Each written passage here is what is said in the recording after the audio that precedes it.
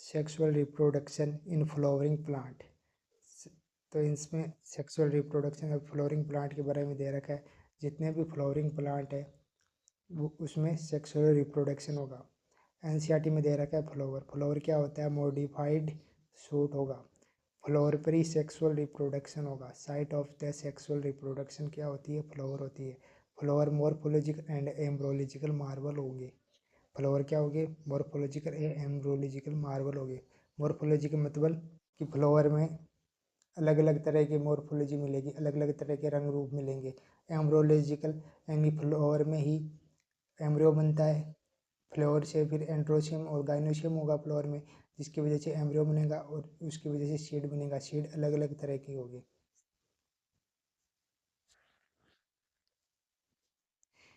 जो unisexual male flower है उसको स्टिमिनेट कहते हैं। जो यूनिसेक्सुअल फीमेल फ्लावर है उसको पिस्टिलेट कहेंगे।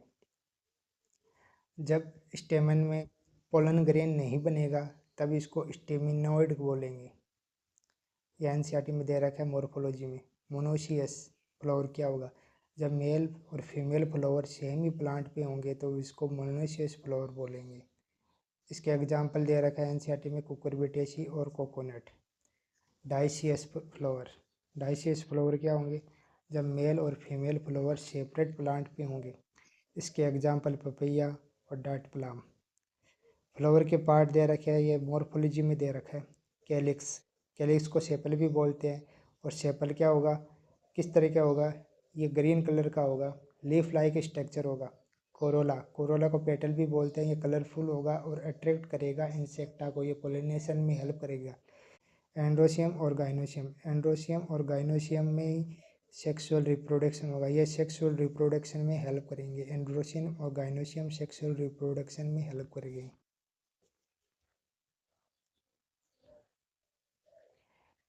Event of sexual reproduction.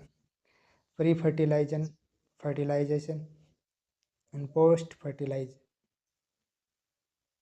तो प्री फर्टिलाइजेशन में क्या होगा? गेमेटोजेनिस आएगा और गेमिट का ट्रांसफर आएगा। फर्टिलाइजेशन में मेल गेमिट और फीमेल गेमिट आपस में फ्यूज होंगे। पोस्ट फर्टिलाइजेशन में एम्ब्रोजेनेसिस होगा, एम्ब्रो का फॉर्मेशन होगा। एनसीईआरटी में मेल रिप्रोडक्टिव ऑर्गन के बारे में दे रखा है। एंड्रोशियम मेल रिप्रोडक्टिव ऑर्गन होगा। एंड्रोशियम की जो यूनिट होगी वो स्टेमन होगी। स्टेमन कैसे होंगे? डिप्लॉयड होंगे और 2n होंगे। स्टेमन डिप्लॉयड होंगे और 2n होंगे। तो अब आगे स्टेमन के बारे में दे रखा है। एंड्रोशियम भी डिप्लॉयड होंगे और 2n होंगे। स्टेमन को दो पार्ट होंगे, फिलामेंट और एंथर। ठीक है, ये जो पार्ट है ये फिलामेंट है और ये जो पार्ट है ये एंथर है। इस फिलामेंट का ये प्रोक्सिमल जो एंड है ये किससे जुड़ा होगा? या थैलेमस से जुड़ा होगा या फिर पेटल से जुड़ा होगा। ठीक है, जो एंथर होगा वो डिप्लॉयड होगा। जो एंथर होगा वो डिप्लॉयड होगा और साथ में ये एंथर में क्या होगा? बाइलोब होगा। एंथर में कितने लोब होंगे? 2 लोब। बाइलोब होगा। डाइथीसियस होगा। ये जो एनसीईआरटी डायग्राम में दे रखा है ये पोलन ग्रेन है। पोलन ग्रेन हेप्लॉइड होंगे। ठीक है, पोलन ग्रेन कैसे होगी? हेप्लॉइड। और ये जो पार्ट दे रखा है एनसीईआरटी में इसको बोलते हैं पोलन सेक। पोलन सेक में ही पोलन ग्रेन होंगी। पोलन सेक में पोलन ग्रेन होते हैं। तो पोलन ग्रेन कैसे होगी? हेप्लॉइड होगी। पोलन ग्रेन बनेंगे किससे?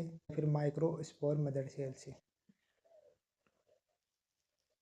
एंथर की लेयर। एंथर लेयर कैसी होगी? डिप्लॉयड लेयर होगी। एंथर की लेयर कैसी होगी? डिप्लॉयड होगी।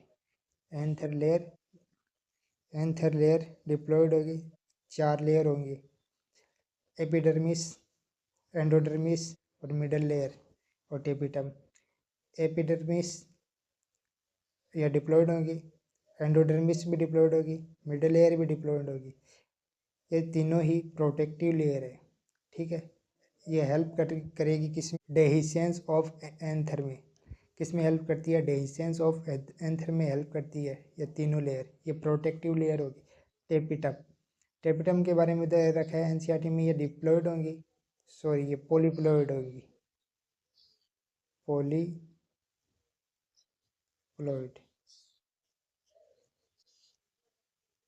टेपिटम पॉलीप्लोइड होगी, ये न्यूट्रिशन में काम आती है। किसके न्यूट्रिशन में आती है? पोलन ग्रेन के न्यूट्रिशन में। इसमें एक से ज़्यादा न्यूक्लियस होगी और ये न्यूक्लियस कैसे बनेंगे? फ्री न्यूक्लियर डिवीजन से की वजह से ये न्यूक्लियस बनेंगे। ठीक है, फ्री न्यूक्लियर डिवीजन की वजह से। फिर एनसीईआरटी में दे रखा है माइक्रोस्पोरोजेनेसिस। माइक्रोस्पोरोजेनेसिस के बारे में दे रखा है, each cell of sporogenesis tissue क्या होती है? पोलन मदर सेल, या फिर पोलन मदर सेल को क्या बोलते हैं? माइक्रोस्पोर मदर सेल भी बोलते हैं।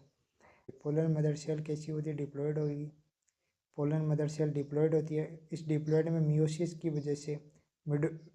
की वजह से माइक्रोस्पोर टेट्राड बनते हैं, जो कि कैसा होता है? हेप्लॉयड होता है। और ये कैसा डिवीजन होता है? रिडक्शन डिवीजन होता है। क्यों होता है? क्योंकि इसकी वजह से डिप्लॉयड किस में चेंज होगा? हेप्लॉयड में होगा, तो ये रिडक्शन डिवीजन होगा। आगे पॉलीप्लॉइडी या डिप्लॉइडी दे रखी है। एंड्रोसियम, एंड्रोसियम कैसा होता है? डिप्लॉयड होता है।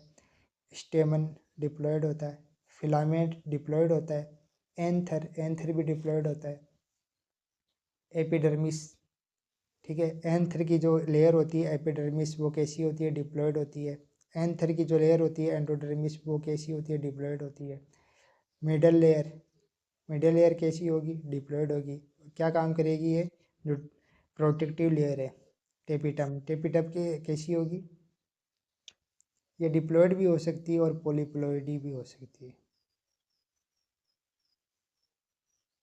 ठीक है, इसमें फ्री न्यूक्लियर डिवीजन की वजह से एक से ज़्यादा न्यूक्लियस होंगे। फ्री न्यूक्लियर डिवीजन की वजह से एक से ज़्यादा न्यूक्लियस होगी। पोलन मदर सेल कैसी होगी? या डिप्लॉयड होगी। माइक्रोस्पोर मदर सेल, ये भी डिप्लॉयड होगी। माइक्रोस्पोर कैसा होगा? हेप्लॉयड होगा। पोलन ग्रेन कैसा होगा? हेप्लॉयड होगा। ठीक है, ये parcel mature of male gametophyte क्या होता है? Pollen grain.